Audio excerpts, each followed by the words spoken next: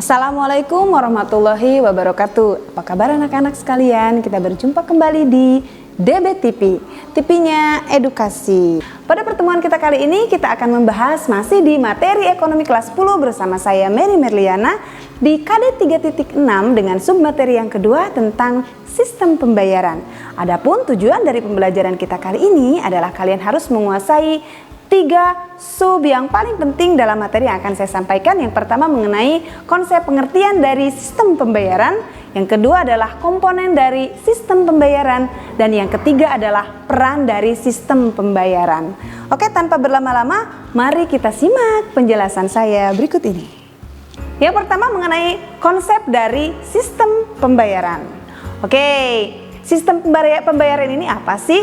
Nah, secara konsepnya sistem pembayaran ini arti kata sistem berasal dari bahasa Latin yaitu sistema atau suatu kesatuan yang dihubungkan untuk memudahkan aliran informasi mencapai suatu tujuan. Ringkasnya, sistem ini adalah kesatuan dari komponen-komponen atau elemen untuk mencapai satu tujuan.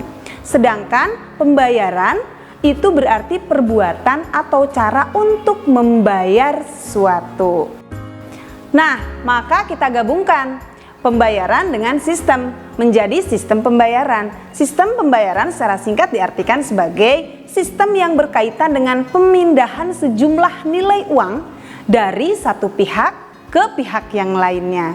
Nah, sistem pembayaran ini bisa dibagi menjadi dua, ada sistem pembayaran tunai dan sistem pembayaran non-tunai. Berdasarkan Undang-Undang Nomor 23 Tahun 1999 yang telah direvisi menjadi Undang-Undang Nomor 6 Tahun 2009, bahwa sistem pembayaran ini diartikan sebagai seperangkat aturan, lembaga, dan mekanisme atau cara yang digunakan untuk melaksanakan pemindahan dana guna memenuhi suatu kewajiban yang timbul dari suatu kegiatan ekonomi.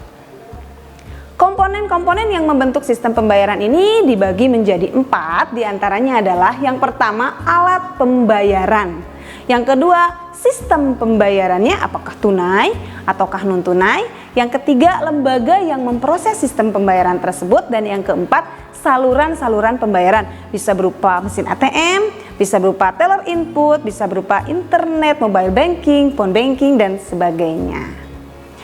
Berikutnya adalah peran dari sistem pembayaran. Sistem pembayaran ini memiliki peran penting dalam struktur pembayaran.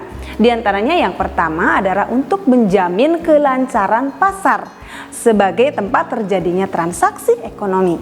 Yang kedua adalah memungkinkan spesialisasi produksi.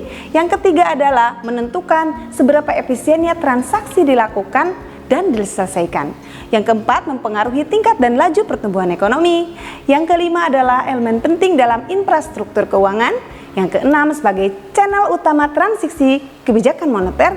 Dan yang ketujuh adalah mendukung efisiensi dan efektivitas fungsi intermediasi. Dan yang paling akhir adalah mendorong mobilitas aliran dana secara lebih cepat.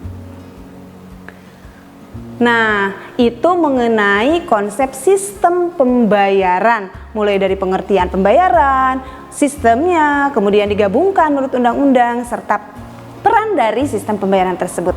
Sekian video dari saya, semoga bermanfaat, jaga terus kesehatan, dan salam ekonomi.